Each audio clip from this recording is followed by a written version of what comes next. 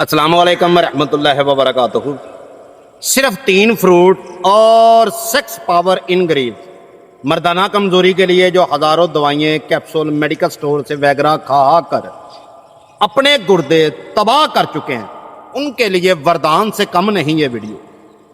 बगैर दवाई के पूरे इंटरनेट पर पहली हमारी वीडियो होगी जो मर्दाना कमजोरी इतनी बढ़ा देगी कि आपको शर्मिंदगी नहीं होगी किसी भी वक्त। सारा दिन हड्डियों और पट्ठों में ताकत रहेगी, मादा अल्फी से भी ज्यादा गाढ़ा, बिल्कुल स्पर्म एक्टिव, मादे के अंदर जो पस रेशा आ रहा है वो भी खत्म।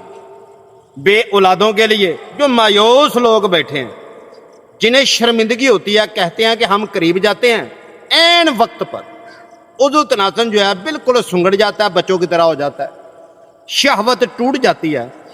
ऐसे लोगों के लिए ये वरदान से कम वीडियो नहीं है।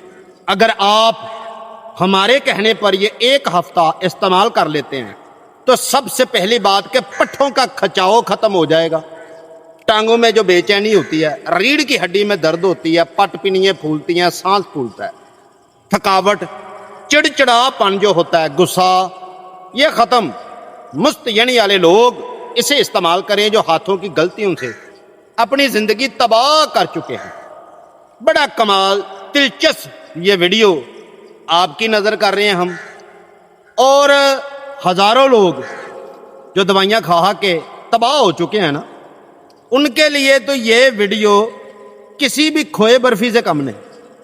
अगर आप हमारे बताए हुए नुस्खे को इस्तेमाल करते हैं, अल्लाह आपको शिफा दे। 11 बार दरूद आले मोहम्मद पर पढ़ के आपने कायम करना है। छोटों से प्यार, बड़ों का अदब करना है। और दूसरी बात कि प्लीज़ हमारे चैनल को सब्सक्राइब कर लें अगर आप का दिल माने तो। अब जल्दे हैं कि नुस्खा कौन सा है भाई।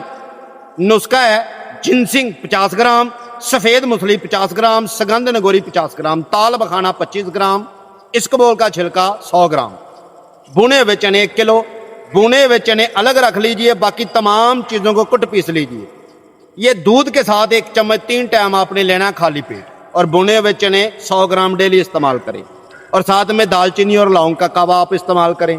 आप देखेंगे कि आप टार्जन बन चुके हैं, सेक्स पावर बड़ी बढ़ गई है, मादा गाढ़ा हो चुका है, पट्ठों का खिंचाव खत्म हो चुका है, गैस कब्ज नहीं रही। मिलते हैं इसी तरह किसी अगली वीडियो में। उतनी देर तक मोहब्बत भरी दुआओं में याद रखिएगा। अल्लाह निगहबान।